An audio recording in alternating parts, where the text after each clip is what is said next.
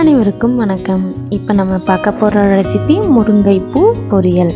இது முருங்கை சீசனுங்கிறதுனால நம்மளுக்கு பூ ஈஸியாகவே கிடச்சிரும். கண்டிப்பாக இந்த ரெசிபியை ட்ரை பண்ணி பாருங்கள். பூவை கொத்து கொத்தாக எடுத்துகிட்டு வந்துட்டு அதுக்கப்புறமா நம்ம அதிலிருந்து ஒவ்வொரு பூவாக இந்த மாதிரி பிச்சு எடுத்துக்கணும். நான் இது மாதிரி ஒவ்வொரு பூவை தனித்தனியாக பிரித்து எடுத்துக்க போகிறேன். நம்ம செடியிலேருந்தே ஒன்று ஒன்றா எடுத்துகிட்டு வந்தோம்னா உதிர்ந்து போயிடும். அதனால் நல்லா இந்த மாதிரி விரிஞ்ச பூவாக பார்த்து கொத்து கொத்தாக பொரிச்சிட்டு வந்து நம்ம க்ளீன் பண்ணி எடுத்துக்கலாம். இந்த பூவில் எறும்புகள் பூச்சியெல்லாம் இருக்கும், அதனால் பார்த்து க்ளீன் பண்ணி எடுத்துக்கோங்க. எனக்கு இப்போது ஒரு தட்டு நிறைய இந்த பூ கிடச்சிருக்கு. இதை நாம் தண்ணியில் அலசி எடுத்து வச்சுக்கலாம். பாருங்கள், பூவை நான் அலசி எடுத்து வச்சுட்டேன். அடுத்தது தாளிக்கிறதுக்கு வெங்காயம், மிளகாய், கருவேப்பிலை, பூண்டு, தேங்காய் துருவல் கடைசியாக சேர்க்கறதுக்காக எடுத்து வச்சுருக்கேன். அடுத்து நாம் இனி இதை தாளித்து விட்டுறலாம். அடுப்பில் வானிலை வச்சு ஹீட் ஆனதும் கடலெண்ணெய் ஆட் பண்ணிக்கிறேன். ஒரு 1.5 ஸ்பூன் அளவுக்கு எண்ணெய் ஆட் பண்ணிவிட்டு எண்ணெய் நல்லா காஞ்சதும் கடுகு ஆட் பண்ணிக்கலாம். கடுகு நல்லா வெடித்து வந்ததும் ஒரு 1/4 ஸ்பூன் அளவுக்கு சோம்பு ஆட் பண்ணிக்கிறேன். சோம்பு பொரிஞ்சதும் கடலைப்பருப்பு ஆட் பண்ணி பொரிய விட்டுறலாம். கடலைப்பருப்பு பொரிஞ்சதுக்கு அப்புறமா வெட்டி வச்சுருந்த வெங்காயம் ஆட் பண்ணிக்கிறேன். இதில் நீங்கள் சின்ன வெங்காயமும் போட்டுக்கலாம், அதோட டேஸ்ட் இன்னும் நல்லாவே இருக்கும். அடுத்தது பச்சை மிளகாய், தட்டி வச்சுருந்த பூண்டு, கருவேப்பிலை ஆட் பண்ணி நல்லா வதக்கி விட்டுறலாம். பூண்டை தட்டி சேர்க்கிறதுனால அதோட ஃப்ளேவர் இதில் நல்லா இறங்கியிருக்கும், சாப்பிட்றதுக்கு நல்லாயிருக்கும்.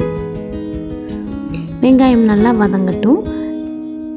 வெங்காயம் இந்த அளவுக்கு நல்லா கலர் சேஞ்ச் ஆகி வதங்கினதும் நம்ம க்ளீன் பண்ணி வச்சுருந்த பூவை ஆட் பண்ணிக்கலாம். பூவை ஆட் பண்ணி நல்லா மிக்ஸ் பண்ணி கொடுத்துக்கலாம். இது நம்ம சாப்பிட்றதுக்கு டிஃப்ரெண்ட்டான டேஸ்ட்டில் ரொம்ப அருமையாக இருந்தது. திரும்ப திரும்ப நிறையா சாப்பிட்ணுன்னு கூட ஆசையாக இருந்தது. பாருங்கள், நல்லா மிக்ஸ் பண்ணி கொடுத்ததுக்கப்புறமா ஒரு 1/4 ஸ்பூனை விட கம்மியாக மஞ்சள் தூள் ஆட் பண்ணிக்கிறேன். கூடவே ஒரு 1/2 ஸ்பூன் அளவுக்கு மிளகாய் தூள் ஆட் பண்ணிக்கிறேன். நீங்கள் உங்களோட காரத்துக்கு தகுந்த மாதிரி ஆட் பண்ணிக்கோங்க. அடுத்தது தேவையான அளவு உப்பு ஆட் பண்ணிக்கிறேன். ஆட் பண்ணினதுக்கப்புறமா நல்லா மிக்ஸ் பண்ணி கொடுத்துக்கலாம். இதுக்கு நிறையா தண்ணியெல்லாம் தேவைப்படாது வேக வைக்கிறதுக்கு. பூங்கிறதுனால நம்ம கழுவி ஆட் பண்ணியிருக்கிறதுனால சீக்கிரமாகவே வதங்கிடும். சும்மா ஒரு 2 ஸ்பூன் அளவுக்கு மட்டும் தண்ணி ஆட் பண்ணிக்கலாம்.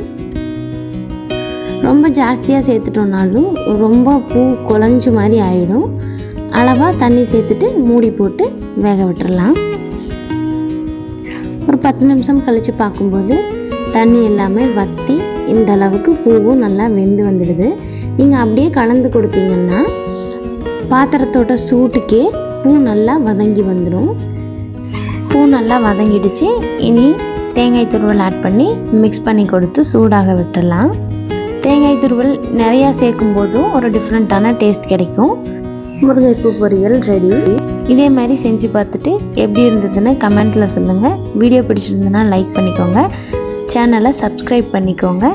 தேங்க்யூ.